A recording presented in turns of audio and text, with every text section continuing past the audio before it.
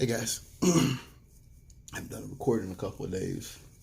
This is going to be a little different than ones I've done in the past. A little different, so bear with me. I've said it in the past. I'm not a black supremacist. Okay, I live in fucking university. It's a lot of Hispanics, a lot of Asians live up there, and I'm fine with that. I'm like Malcolm X. I'm willing to live and work, exist with anybody who is really interested in the idea of true brotherhood and the brotherhood of man. That goes well beyond black people. And you've got black leaders that do stupid stuff. And you've got Kanye West, you got Candace Owens that gotta explain. Now, I listened to a gentleman. It's a gentleman that wrote The Wire. Great guy. He was a writer for The Wire. And he was just talking about, basically repeating something I've said in the past, that we're dealing with the era of uncivility. This idea white people have, this is our country, we created this, we should pick their own cotton, forget black people, forget Hispanics, forget all the people that came before and built this country. F them. I mean, I looked at something on Wish. It said Trump. It said, F your feelings. And then another one was talking about making the liberals cry again. And I've said it for a while that I realized that with these hardcore Trump supporters, they are so far beyond any kind of reality. They just want a guy that humiliates the left, that humiliates Democrats, that makes Democrats look stupid. And that's really effed up, man. If I may say so, that's really sick.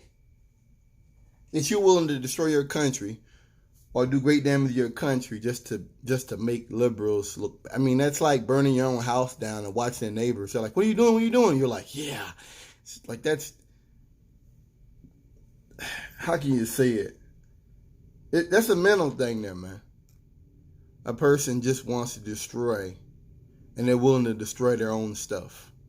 I don't. But he talked about something that I've said many times before, that I've talked to you guys about, which is the idea of the era of uncivility. What does that mean? Calling black people, calling police on black people.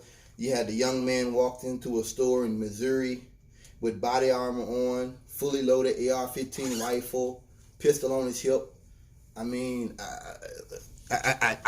if you don't see that and understand where we're at and where we stand at from that, then I don't really know what to tell you. That's pretty clear where he's at. And thank God somebody put a gun on. I thought he was in the store. He was walking up. Somebody put a gun on him and he gave up. I think, my dad, he gets his idea that we're going to impeach Trump, that somehow things are going to get. I don't think so. I think this Caucasian is so far past any type of reasoning with. I think this Caucasian out here is just so full of rage, and this Caucasian is at the point to where he just thinks his cause is right, that he doesn't care who he hurts. And that's the point I try to make to the left out here. This idea you're gonna do away with guns, that's not gonna happen. And even if, God forbid now, God forbid something happened out here that was just so bad, so horrible, that even conservatives like, okay, we want gun control, whatever. That still isn't going to happen like that. It's still not going to happen like that. I think that it's a fairy tale land. I listened to Beto O'Rourke talking about that, and I'm just like, dude. That right there, you hear that sound? That was the end of your chance to become president right there. We're coming for your AK-47. We're coming for your AR-15, right? And who knows? Something I realize a lot of time these people is, they're ahead. When they talk like that, they're really ahead of, they're ahead. And I look at Bernie Sanders. I've talked about Bernie Sanders before, how Bernie Sanders, to me, he said a lot of things in 2016 that people may not have went along with, but now everybody's talking about. Corporate money in the elections and stuff like that. I mean, these are things everyone talks about now. And I think that's amazing. That's amazing to watch that, personally. Moving on. But I just thought about, is that what Dr. King's legacy is? I was thinking about with this guy, with the writer. I'm going to find his name.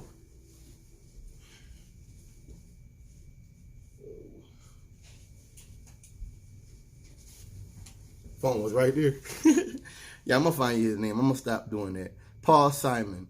And I was listening to Bill Moyers. Bill Moyers is the guy. He had a show on PBS. I think he still does. I grew up watching PBS. And I never really watched his show. I was conservative then. I don't know why I didn't watch his show. And now I have a lot of respect for Bill Moyers. He even talked to Cornel West back in the day. Like, wow. You know what I mean? And he's talking about they should let all these different news agencies, they should have Trump's impeachment hearings on TV. And I agree with that. I agree with that 100%. Bill Moyers actually worked for Nixon, I believe. Yeah, Bill Moyers worked for Nixon. And no, he worked for LBJ, I'm sorry. And which, that's amazing that you can come from that and be who he is. I've thought about this before. I've said this in another video, that I'm concerned that we're about to have a lot of people pass off that are our liberal intelligentsia. And Bill Moyers is definitely one of them. Chris Hedges, well, he ain't that old. Chris Hedges, Cornel West, Michael Eric Dyson. These are just great intellectual minds. And it does, to a certain extent, concern me that we're not having the next generation of that. I don't see it. We got, Tashabe or something. I can't pronounce his name. You got a few. Oh, another one, Baraka. I like him too. That's another guy. He's just Minister Farrakhan. Just great intelligentsia. Just great liberal intelligentsia, folks. Anyway, this guy, David Simon. I almost call him David Fisher. David Simon was talking about the uncivil era, not in so many words, and he was basically talking about this idea of I'm independent. He's talking about white people. But he didn't say that. And I respect him more for that, because he's not really going into socialism and classism as much as he's just talking about what's been done to black people, how, and I said this a while back, that they started that in the 70s. They knew that with this technological revolution coming, you'd really have no need for this. You'd have no need, check them saying, late for work. You'd have no need for this great, unintelligent, uneducated, unskilled mass. You'd have no need for it. And he went into the drug war and all that. I'm not sure it was quite that simple as he makes it, but there from my sources, there definitely was a discussion, and that's when they were like, all right, we're going to change the way the system works. And he talked about something I found interesting, that if you're putting money out, say raising the minimum wage and things, those people are putting the money right back into the economy. I hadn't even thought about that. Right back into the economy, man. Moving on. The dude just was on point. And I just thought about how, I've read things with Malcolm X where he says that, like I do, that he's interested in living anybody that's interested in true brotherhood of man. We're not black supremacists and all that stuff. And I wonder if that would make him proud, Dr. King proud, in knowing you have white people who understand it. Or if this is the trickle down. Like I said earlier about Bernie Sanders saying things in 2016 that people didn't really go along with. Not everybody says it. I wonder if things just take time, the next generation or whatever. And also, something I've had a belief in a while, is that when white people use blatant violence, like Kent State, when white people just say, fuck it, we're going to do this. We're willing to violate every one of our laws. We're willing to break every rule that we have told blacks and others, to have. when you do that, I really wonder if down the road you bring more people to our side. It's kind of like them doing that is it's a coercive measure, but it's counterproductive. Down the road, 20 years now, 10 years down, and people are like, well, damn, they shouldn't have done that. Like the killing of Fred Hampton, stuff like that, where the government just says, fuck it.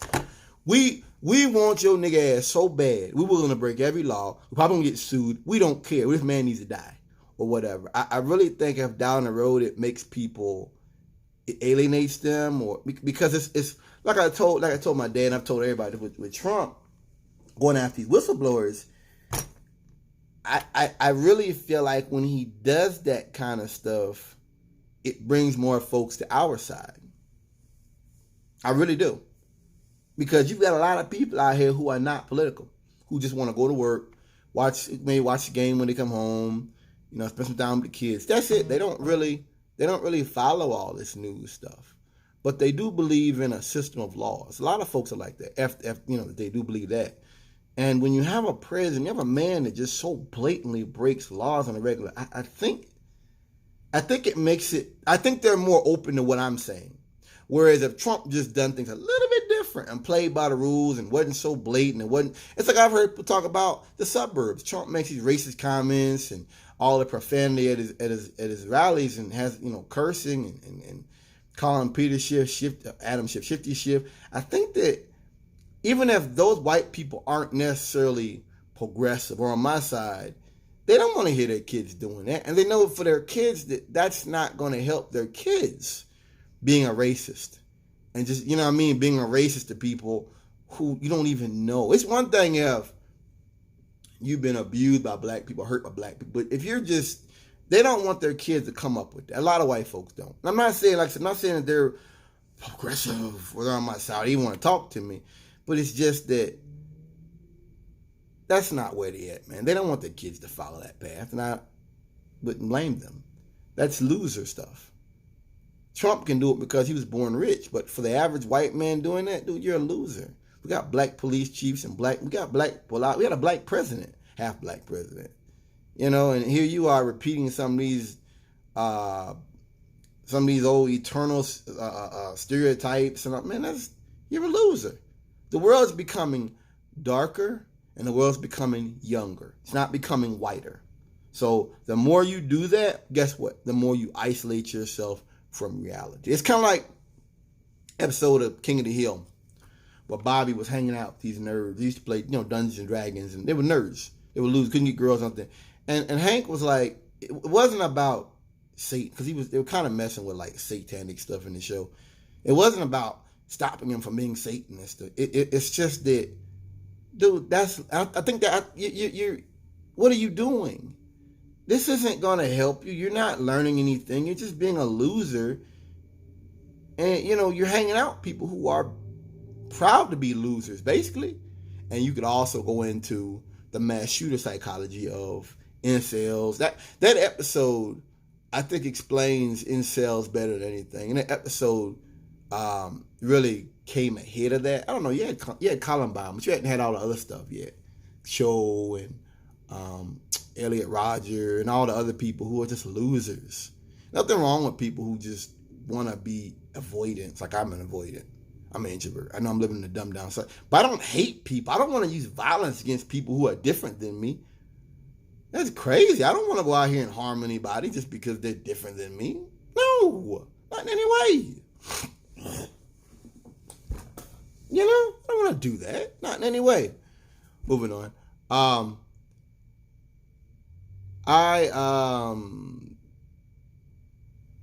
I think that episode is a good example of what I mean when I talk about white people not wanting their kids to follow the siren call of racism. Even Cato did a thing on it saying that that's a dead end for white people. And it is.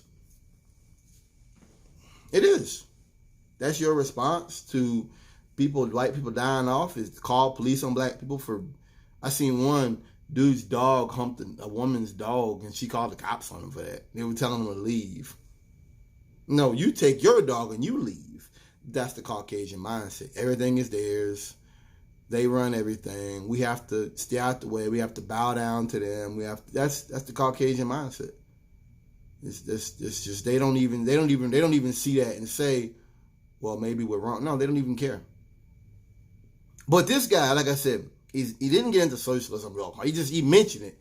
He didn't really get it. He just talked about just this idea of the uncivil era. And I thought about it, is that Dr. King's legacy? Not that black people rise up and Black Panther, no, but just that you have white people out here that get it, that really understand that black people have been herded into the slaughterhouse. But instead, we're running the machines. We're killing each other, but we've been herded into it by white supremacy.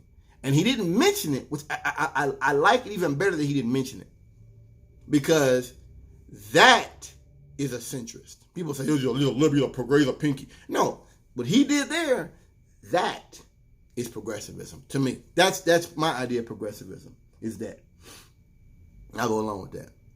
And I thought about, it's a thing I watch. It's a thing I buy stuff from. I Wish. And I was, looking at how it's a lot of cheap stuff because they send it from overseas, and you just got to wait a long time to get your stuff. Like 3 weeks, 4 weeks, almost a month to get some stuff. But it's real cheap. And I thought about how they have stuff on there talking about Trump, real pro-Trump stuff. And I'm sitting there looking at that, and I'm like, here we are in a trade war with these people. Trump making all these comments about China and comparing China to his hand-picked Federal Reserve Secretary and craziness. Like Sharpton said it, this man is lost. He's lost us. How can you compare your guys? I mean, I'm on subject. And I just thought about how these white people who are like, the stuff, it says itself. Fuck your feelings. And making liberals cry again and all this. And I thought about the fact that somewhere a Chinaman there's a room of Chinamen smoking cigars laughing. And they're speaking and they're like, look at these dumb Americans. They're buying these things to basically say, fuck the left. Fuck everybody who isn't a fascist or white supremacist. Fuck everybody. It's basically like, how can I see it? It's just stuff to make people mad. It's just stuff to humiliate and be an asshole, basically. And he's buying that from a country America's in a trade war with. And I just thought about how crazy it is. That's how desperate the Caucasian is right now.